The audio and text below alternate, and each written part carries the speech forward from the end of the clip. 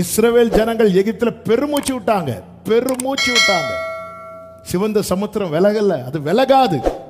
நீ வெளியே வா. சகரியா 2வது அதிகாரம் 7-8 வசனங்களிலே என்ன சொல்லப்பட்டிருக்கிறது? பாபிலோன் குமாரத்தின் இடத்தில் குடியிருக்கிற சீயோனே, நீ உன்னை விடுவித்துக் கொள், பிற்பாடு மகிமை உண்டாகும் என்று கர்த்தர் சொல்லுகிறார். வாசிங்க அடுத்து. உங்களை கொள்ளையிட்ட ஜாதிகளிடத்திற்கு என்னை அனுப்பினார். அடுத்த வார்த்தை, உங்களை தொடுகிறவன் அவருடைய கண்மணியை தொடுகிறான். யாரை தொடுகிறவன்? யாரை தொடுகிறவன்? அவருடைய பிள்ளைகள்னா யாரை? அவருடைய பிள்ளைகள்ல யாரை தொடுகிறவன்? இந்த பாபிலோன் குமாரத்தின் இடத்துல ஒருத்தன் வெளியே வாரான் தெரியுமா? எகிப்திலிருந்து வெளியே வாரான் தெரியுமா? பாவம் வேண்டான்னு வெளியே வாரான் தெரியுமா?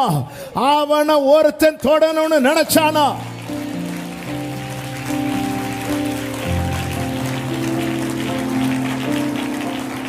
ஹல்லேலூயா. இன்னைக்கு நம்ம கண்ணில் ஒரு தூசி போனாலே நம்ம ஒட்டன.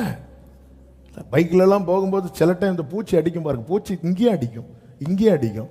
நாம இப்படி தட்டி விட்டுட்டு சில இடத்துல பூச்சி நம்ம சரீரத்தில் எங்க பட்டது தெரியவே தெரியாது. ஆனா கண்ணில் வந்து அடிக்கும் பாருங்க, வண்டி திசை மாறும், இம்மீடியட்டா வண்டியை நிறுத்துவோம். ஏன்னா அந்த கண்ணு வலி மட்டும் நம்மளால, கண்ணில் ஒரு தூசி போச்சுன்னா ஒட்டன. அதுக்குதான் ஆண்டவர் அழகா இமைகளை கொடுத்திருக்கிறார். நம்ம அதுக்கு சொல்லுவோம், இமை மூடு, ஏன் அப்படி பார்த்துட்டு இருக்க ஒவ்வொன்று மூடு? அப்படியா? இல்லை, ஒட்டனை மூடும்.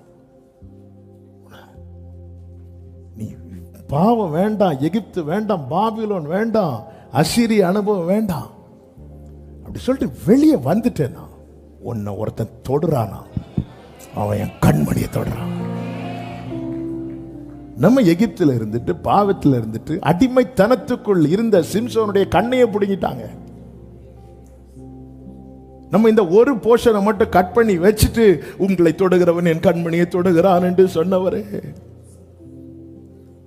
ஆமே, வெளியே வா, பெரும் பாதை இருக்கிறது. அது அடையாளம் தான், நான் மீட்கப்பட்டிருக்கிறேன். நமக்கு தெரியுங்க, நமக்கு தெரியும் நம்ம எதில் கட்டப்பட்டிருக்கிறோம், எதில் அகப்பட்டிருக்கிறோம்.